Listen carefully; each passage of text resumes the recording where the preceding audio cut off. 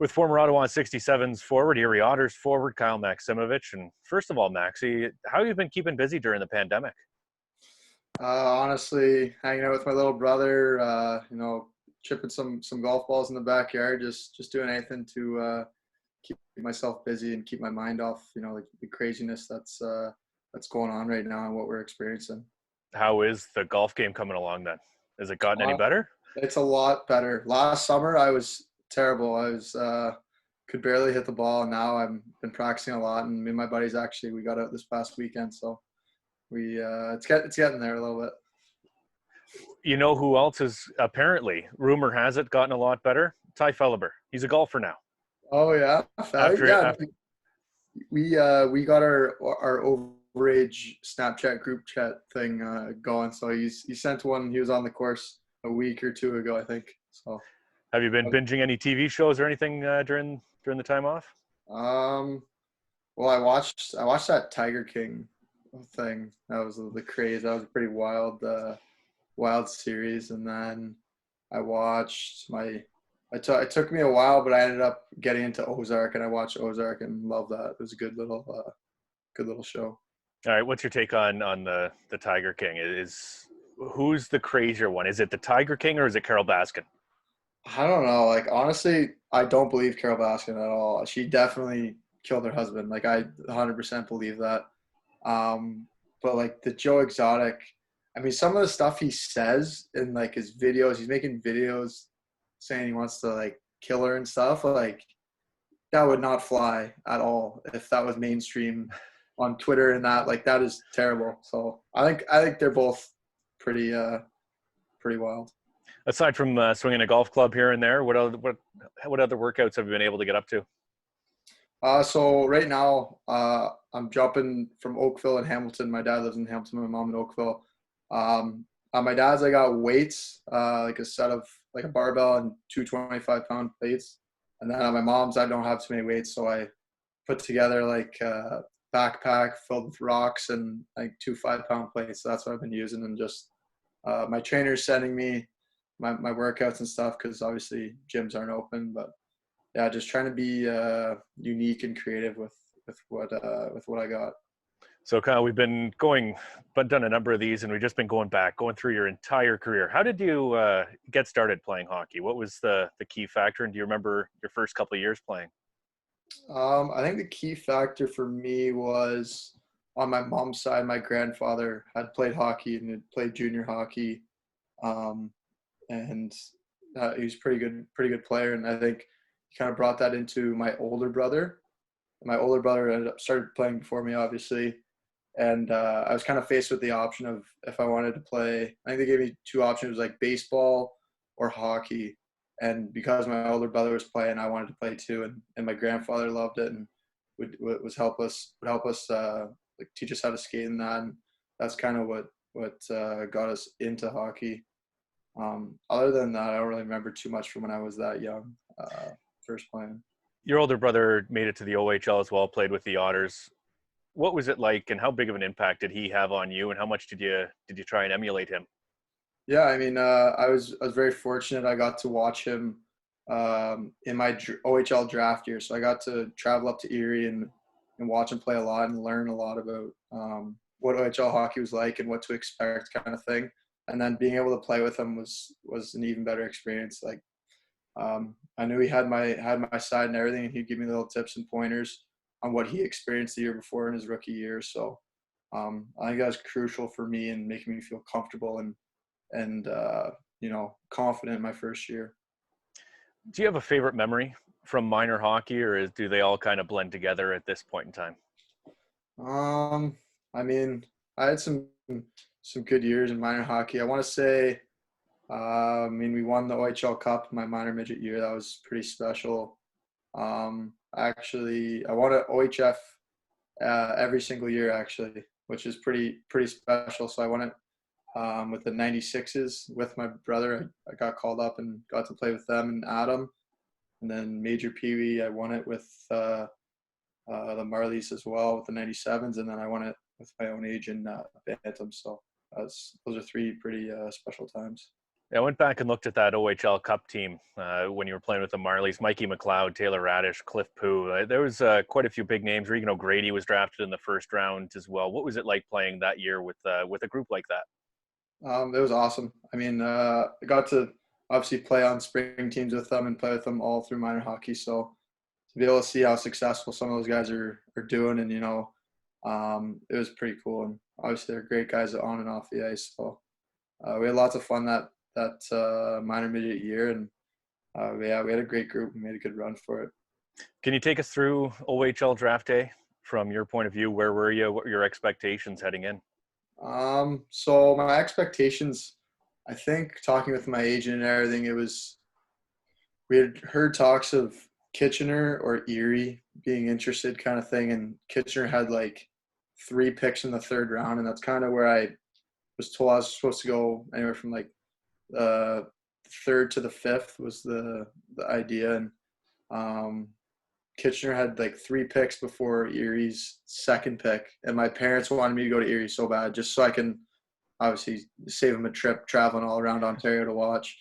But yeah, they wanted me to go to Erie, and Kitchener I didn't get picked, and then it was going down to the bottom of the 3rd, and Erie had a pick, and I was playing ping pong with my sister downstairs, and we had just came upstairs, and she spotted it on the computer and yelled my name, and then yeah, we celebrated, and it was a good time.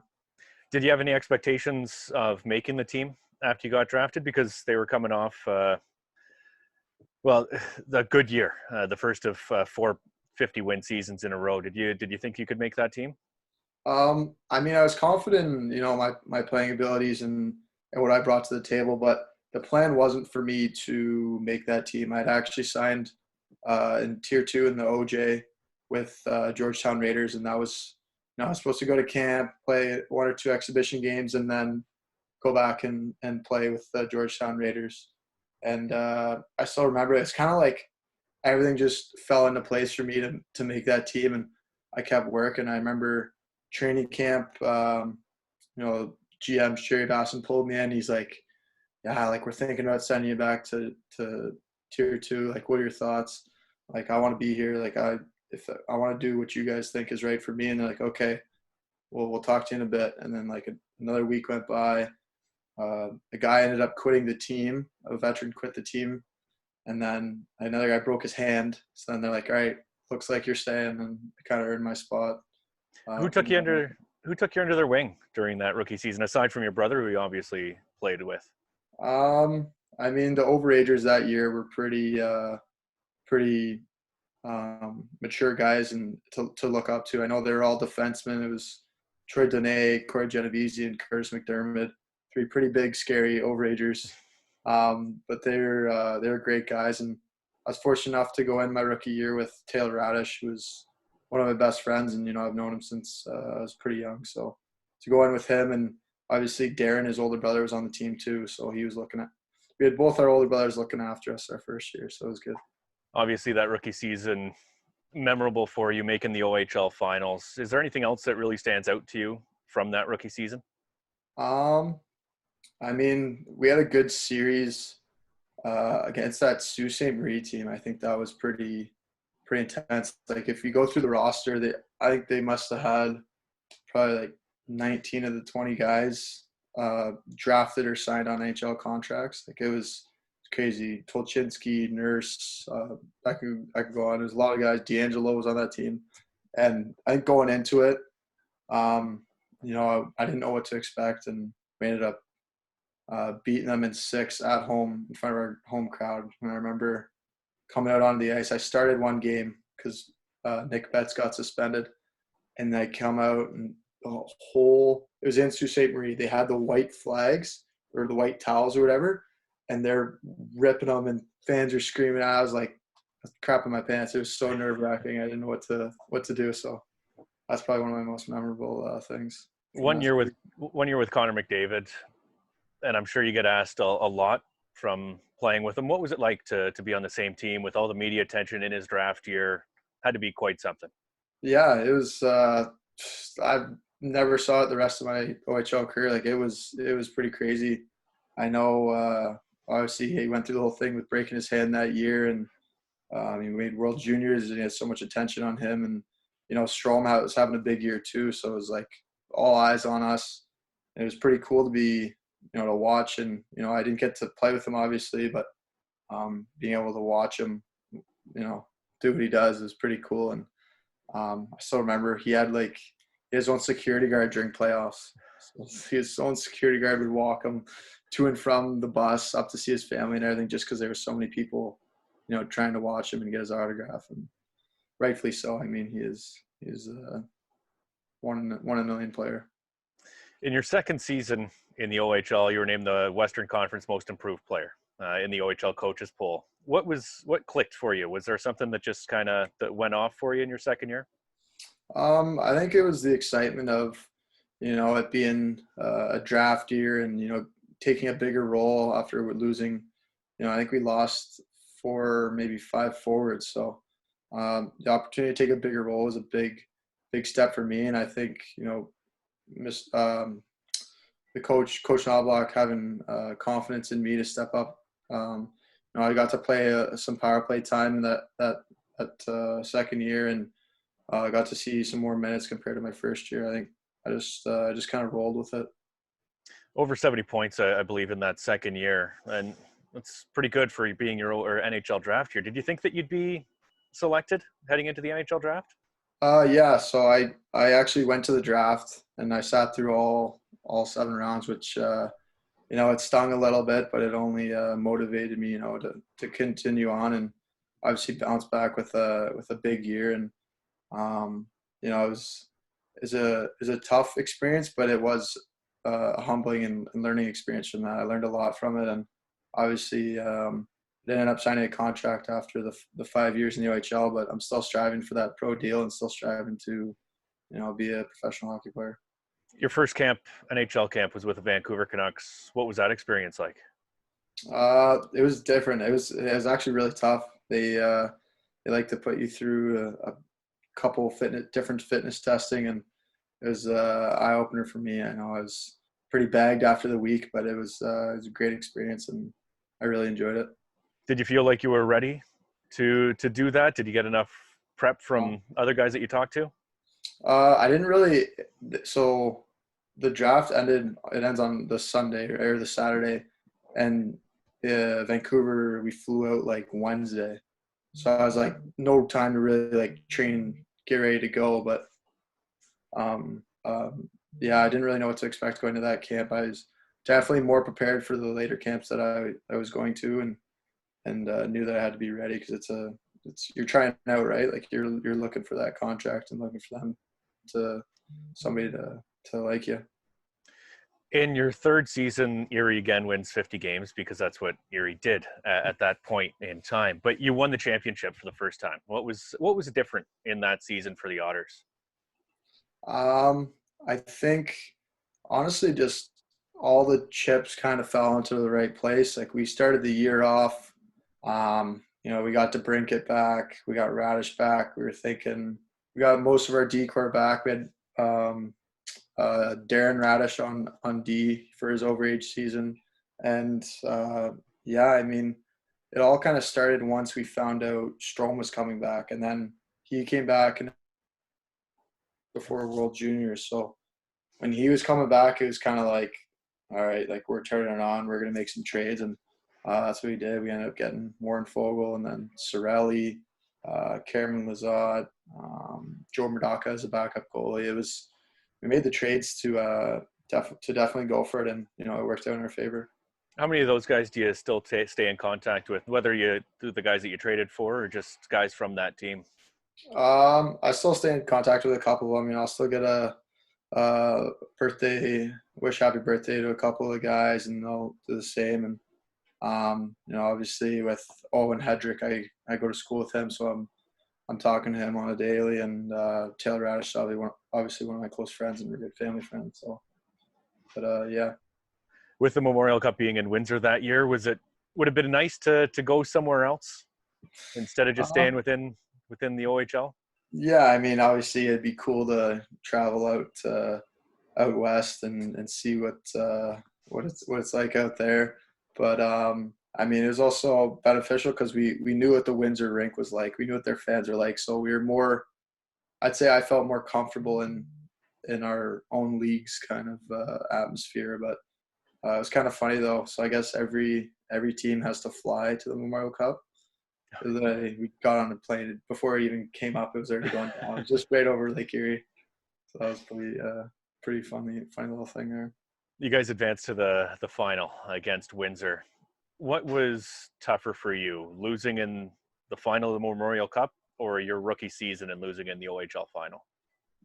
I think it would have to be the Memorial Cup more. Just because in your rookie season, you're obviously, you appreciate it and you're excited and you can't believe it. But I didn't really realize how tough it is to get there until, that third year when we grinded through the playoffs and I obviously had a bigger role on the team and got to contribute more. And yeah, it stung a little bit losing to them in the finals there in the Memorial Cup. But I think at the end of the day, we laid everything on the line. I think we played 95 games or 96 games, something like that. So it was a long season. Heading into your fourth season, you went to Toronto's development camp and then Chicago's training camp. How are those different from your first camp with Vancouver? I think Vancouver camp was more of, not, I don't want to say fitness based, but it was more, you know, put you through the ropes, make sure you're in shape, check on you kind of thing. And Toronto's was a very, their development camp was very technical and it was a lot of, slowing things down to really understand what type of player you are, how you eat, how you sleep, how you skate, your stride, your stick handling, all that stuff. So both very beneficial camps, but two very different aspects kind of thing. We've mentioned your winning pedigree, OHF, OHL with the Otters. How difficult was that fourth season for you where you and the Otters missed the playoffs for the first time in your OHL career? Yeah, I think that was the first time ever I missed the playoffs. I played on great minor hockey teams and then great OHL teams leading up to that. It was tough. I mean, we lost so many guys, and I mean that's just what it takes to make those trades and make a run for it for winning teams. So we knew it was going to be like that for the year, but you still got to be positive. You still got to help out all these young guys and these young rookies that are coming in, and looking for advice and looking to make a name for themselves in the OHL. Did you think there was a possibility that you'd be traded in your 19-year-old season, or did you think you'd spend the entire year there in Erie? My fourth year. Yeah. Yeah, there was talks about possibly getting traded, but ultimately I said no. I wanted to stick it out. I wanted to be there, and Erie was that's all I really knew at that point. And there's great coaching staff there, great support group, and great teammates. So I didn't think there was a point in getting traded somewhere, going somewhere where they're going to be going through the same thing in their overage season. So. And was that just the main thing for your overage season? That you knew it was the last kick at the can type of thing? Yeah, I mean, I had thoughts going into my overage season that I might get traded depending on how we do, and then the first half I had a pretty good first half, and then obviously our team wasn't doing so well. We weren't in a playoff position. My GM talked with me. We had a good talk with my agent, and ultimately, I ended up in Ottawa and a great spot to be with the run we had. And Felly was tickling a little bit. He was sending me some Instagram messages saying, "You got to come, man. You got to come." So ultimately, it worked out beneficial for both sides.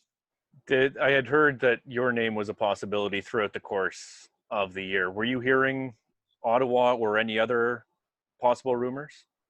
I was hearing Ottawa a lot. I didn't really try to pay attention to it too much. I knew my agent and the GM, Dave Brown, would handle all that, and they do what's best for me as a player and for them as an organization. So I was trying to focus on my year, and it's a stressful year as an overager. You want to sign and you want to do well, and You want to win too at the same time. So I just kind of let that figure itself out, and obviously it worked out pretty well. What did you know about the 67s before the trade? I didn't know much, honestly. I'm good friends with Travis Barron, so talked with him a little bit about it, and I was in contact with Felly, and he was telling me about it, and they were having such a great year before I got there, and I just wanted to help out and try to add depth to the lineup for them, and it was good. I ended up meeting two of my best friends out of it, so Chico and Felly, so it's good. I want to get into that because it seemed like instant chemistry with those two guys off the ice, and the band of brothers. It seems you guys were inseparable as soon as you arrived. Yeah, it was good. So, well, like in Erie, I didn't have another overager, so I was solo, and Felly was a solo overager on Ottawa, and then Chico, I think he might have had one other overager in Barrie. I'm not sure, but we're all like solo. Gone through the 5 years in the OHL, have all these experiences and everything, and nobody to share it and relate to with. So when we got together in Ottawa, it was just like instant chemistry, instant boys, and we had some fun times. I won't ask you too much about those, but Yeah. was there anything that really caught you off guard about coming to a new organization? Because the transition can be tough after spending 4.5 years in one place. Yeah, I mean, it didn't find it too tough. Like Ottawa was so great with helping me with the transition. They put me in a great billet spot with Colin Zappia and set me up nicely there. And obviously, the way the coaches are around the rink, and they're very helpful and very understanding, and it was just a great environment to come into, and everybody was very welcoming. So they made the transition a lot easier. Did strength and conditioning coach Sean Young catch you off guard maybe a little bit? Oh, he scared me a little bit. I don't want to lie. Younger scared me a little bit. All the boys told me about his intensity and his workouts, but honestly, that's what started the boys off with such a great year, right? Their conditioning was so well. What third period team, or would they call us, something like that? Yeah. And you got to credit that to Younger. Like he kept everybody in shape, and it was very, very helpful for on the ice. In 4 of your 5 years in the OHL, you played on a team that had 50 wins during the regular season. Did you notice any commonalities between Erie and Ottawa? Yeah, definitely. I think it's the resiliency when you're on a team that's putting up 50 wins. Some of them aren't going to be pretty, and some of them you're going to have to overcome, tough reffing or bad bounces or just off days. And I think, being resilient, being able to push through those rough patches and those rough days. I think those are two common things I saw on both Erie and Ottawa. They also both had great coaches, Coach of the Year, Chris Knobloch and Andre Tourney. What did they have that made them such good coaches? They're both great coaches. I think they understand like the players, and they know how to, treat each guy. They know not everybody's the same, and not everybody requires the same teaching and coaching, right? They know how to deal with personalities and get the most out of each guy. And I think it's been recognized for both of them, with Knobloch being Coach of the Year, and then Tourney back-to-back Coach of the Year. So. All right, I want to talk about the playoff run, because that's what a lot of people are remembering from your time with the 67s. Is there one thing that stands out most to you from that entire run? Other than my suspension in the first round. Well, I wanted to get to that as well. Yeah. Yeah. Other than that, my 2-game suspension in the first round, I think pretty great moment was Eastern Conference Final overtime. Felly ripping it shelf to win it. I think we tied it in the last minute too, right? Yeah, Felleber again. Yeah, Felly tied it in the last minute, and then he buries the winner in OT within like the first 2 minutes or minute of it. So.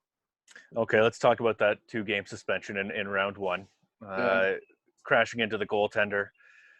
They called it a charge. Could have been goalie interference, whatever the case was. Was there anything that you would do differently looking back on it? Looking back, obviously I would have tried to avoid the goalie a little bit more. Um, did I think it was worth 2 games? I don't know, but I definitely could have avoided the goalie a little bit better. And I mean, I saw that with my suspension, so definitely, you know, work on my edges a little bit better next time. The other moment that I wanted to touch on was Game 4 in Sudbury, triple overtime. What was Oh, it like to be a part of that one again? Ty Felliver playing the hero. I mean, that was crazy. My like coming back to the room, everybody was just so drained. Like you had Younger in there making us protein shakes, giving us like orange peels and banana slices and everything, just trying to keep our energy up. Like I remember, so in between the periods, I always take my skates off, and I had to stop doing that because I couldn't get my foot back in my boot because it was so soaked with sweat and it would stick to the rubber of the boot. So I just ended up leaving my skates on. It was like literally pour out the sweat from my boots. But it Did was you it was a long game. did you take part in any of the chicken that was being eaten in between the second and third period No, overtimes? no, I didn't eat the chicken. No, I kept it light, just protein shake, and I think I had a banana. But it was a long one. Like I was literally by the end of it, I think I was having like 20-second shifts. It's Just on crazy. and off. Yeah. Get that. What was it like to face some of the goaltenders that you did in the throughout that playoff run? Ukko-Pekka Luukkonen, Kyle Kaiser come to mind. Popovich as well with Guelph. Facing some of the better goalies in the OHL, was there any doubt that you guys would be able to get through them? I think our coaching staff did a great job at breaking down, you know, where these goalies' weak points are, and how to score them, especially in that Sudbury series. That Ukko Pekka, I don't know how to pronounce his name, but he had a tremendous year, an MVP year, and that was kind of the big thing, pushing them throughout the year. So we had to break that down, and we ended up winning the series. But he was a tremendous goalie, especially in that last game. It was a long one. Towards the end of the year, you, Lucas Chiodo, and Mitch Holscher formed that third line, and it seemed like there was instant chemistry between you guys. How did you form that chemistry, and how beneficial was it to have some of the guys higher up in the lineup and you relieving some of the pressure off of them? I mean, we had the chem, off the ice. It was good. Me and Chico, we tease Holscher a little bit. He's kind of like a little brother to us off the ice. But I mean, he was a great centerman. He won like every draw for us, and he worked super hard. And yeah, I don't know. It was just something about that chemistry. We really took off in the playoffs, and it was a pretty great line to be a part of. And I think we did our part in helping the boys out. How tough was it losing in the final in 6 games to Guelph? It was tough, especially after getting off to a 2-game lead on them. They were the comeback team of the playoffs, and we knew once they got a sniff, they would be hungry for more, and we just couldn't shut that down uh, early enough in the series. And unfortunately, we lost a couple guys to injuries. Mikey got hurt, and Baller was hurt too, and Rip had problems as well. So the injuries didn't help us, but I mean, they're a great team. Nick Suzuki had a hell of a playoff run, and kudos to them on the way the fashion that they won in. Coming back against Saginaw, coming back against London, and then coming back on us and winning it. So between the regular season, the playoffs, and preseason, you played over 400 games in the OHL, which is, I think, top 10 all time in playoff games played at 71. Does it mean anything to have played over 400 games all told in the OHL? Yeah, it's special. I mean, I was very fortunate to be on playoff contention teams and going deep in the playoffs every year. I think that's what every player wants. Everybody wants a chance at winning every single year, and not a lot of guys get that. And I was extremely lucky to be part of Erie when they're buzzing there for the 50 wins, and then to join Ottawa on our run was awesome. And I'm very thankful for that. Going to play USports, was that a tough decision, or was it one that you were reluctant to make going joining the University of Prince of PEI? I know pro hockey is every kid's dream. Yeah, yeah. I mean, the main goal in that last summer was to get a pro deal and to get a tryout. And I was looking for that, and obviously you have the schools calling you during the year, and it gets in your head, and you end up wanting to just make a decision. But I really took my time with it, and I got to visit Prince Edward Island and the university and see what kind of program it was, and I loved it right away, and I liked the coach and the atmosphere that it had. So that was a big thing in my decision making for that. And the main goal was still to go to Columbus's camp and try to get a contract. But if it didn't work out, I knew I had a great school with great education program, great hockey team, and good group of guys around me. So it was a good plan B. And it seemed to work out in your first year. 39 points, the all rookie team. How did your first year go at UPEI? It was good. It was a little bit of adjustment. It's different hockey, and I think university hockey has this stigma that it's not as good or not as great as OHL hockey, but I believe it's just as good. It's a different style though. You're not playing against 16, 17-year-old kids. It's 21 and up men. And I think it was a great first year for myself personally, but I know our team's bouncing back big time next year, and we're hosting the Nationals, so we're coming out with a vengeance, and we're looking to go all the way next year. And obviously, no one quite knows what the future holds with COVID-19 having everybody under wraps. But what does the future hold for you? What do you want to accomplish in the next couple of years? So obviously, I want to finish my degree at Prince Edward Island, continue playing hockey, and I'm going to school now to be a kinesiology major. So I'm going to be majoring in that, and then I want to use that to go into teachers college after my 4 years. So that's the main goal. But I also have hockey on the back burner, and if a pro deal arises at the end of the 4 years, I mean, I'm going to take that and run with it. That's still my main thought, and I still want to play professionally and go on to the NHL just like every other hockey player. Back to the 67s, were you surprised at all, or could you see a season like they had this year, back-to-back 50-win seasons? Could you see it coming from your time with the team last year?